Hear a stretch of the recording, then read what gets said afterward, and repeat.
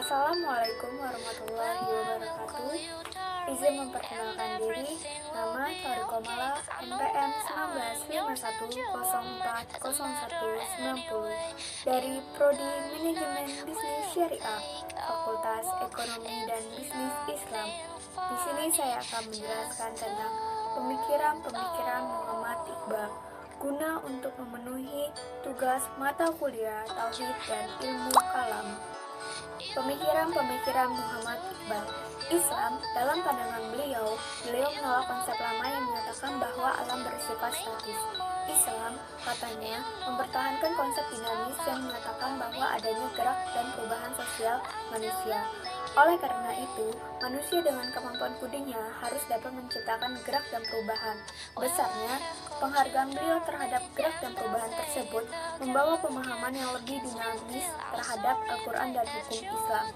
Tujuan diturunkannya Al-Quran, menurut pandangan beliau, adalah untuk membangkitkan kesadaran manusia sehingga dapat menerjemahkan dan menjabarkan nas-nas Al-Quran yang masih global dalam realita kehidupan dengan nalar manusia dan dinamika manusia yang selalu berubah-ubah.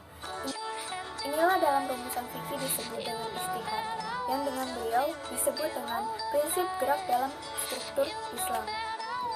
Oleh karena itu, untuk membangkitkan semangat dinamika Islam dan membuang kekakuan serta kewujudan dalam hukum Islam, istihad harus dialihkan menjadi istihad yang kolektif. Menurut pandangan beliau, peralihan kekuasaan istihad individu yang mewakili satu mazhab tertentu kepada lembaga legislatif Islam adalah satu-satunya bentuk yang paling tepat untuk menggerakkan spirit dalam sistem hukum Islam yang selama ini hilang dari umat Islam dan menyerukan kepada kaum muslimin untuk menerima dan menyebarluaskan hasil-hasil realisme tersebut. Sebagaimana pandangan mayoritas ulama, beliau membagi kualifikasi istihad menjadi 3 tingkatan. Yang pertama yaitu otoritas penuh dalam menentukan perundang-undangan yang secara praktis hanya terbatas pada pendiri mazhab-mazhab saja. Yang kedua yaitu otoritas relatif yang hanya dilakukan dalam batas-batas tertentu dari satu mazhab saja. Yang ketiga yaitu otoritas khusus yang berhubungan dengan penetapan hukum dan kasus-kasus tertentu dengan tidak terikat pada ketentuan-ketentuan pendiri mazhab. Menurut Iqbal, peralihan istihad individu yang mewakili satu mazhab saja kepada lembaga legislatif Islam adalah satu-satunya bentuk yang paling tepat untuk menggerakkan spirit dalam sistem hukum Islam yang selama ini hilang dari umat Islam dan menyerukan kepada kaum muslimin untuk menerima dan menyebarluaskan hasil-hasil realisme tersebut.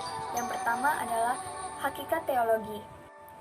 Secara umum, ia melihat teologi sebagai ilmu yang berdimensi kepada keimanan yang berdasarkan kepada esensi tauhid. Di dalamnya terdapat jiwa yang bergerak berupa kesetiaan, kesetiakawanan, dan kebebas merdekaan. Pandangannya tentang ontologi teologi membuatnya berhasil membuat anomali, yaitu penyimpangan, yang melekat pada literatur ilmu kalam klasik. Yang kedua yaitu pembuktian Tuhan. Ia juga menolak argumen teologis yang berusaha membuktikan eksistensi Tuhan yang mengatur penciptaannya dari sebelah luar. Yang ketiga yaitu jati diri manusia. Pada hakikatnya, menafikan diri bukanlah ajaran agama Islam, karena hakikat hidup adalah bergerak, gerak adalah perubahan. Yang keempat yaitu dosa. Iqbal secara tegas menyatakan dalam seluruh kuliahnya bahwa Al-Quran menjelaskan tentang kebebasan ego manusia yang bersifat kreatif. Yang kelima yaitu surga dan neraka. Surga dan neraka, kata Iqbal, adalah keadaan, bukan tempat. Gambaran-gambaran tentang keduanya dalam Al-Quran adalah penampilan-penampilan kenyataan batin secara visual, yaitu sifat. Neraka menurut rumusan Al-Quran adalah api Allah yang menyala-nyala dan yang membumbung tinggi ke atas hati. Pernyataan yang menyakitkan mengenai kegagalan manusia.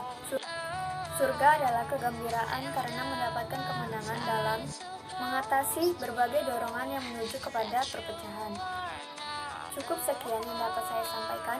Apabila terdapat kata-kata yang salah, saya mohon maaf kepada Allah, saya mohon ampun. Saya akhiri, wabillahi taufiq wal hidayah. Wassalamualaikum warahmatullahi wabarakatuh.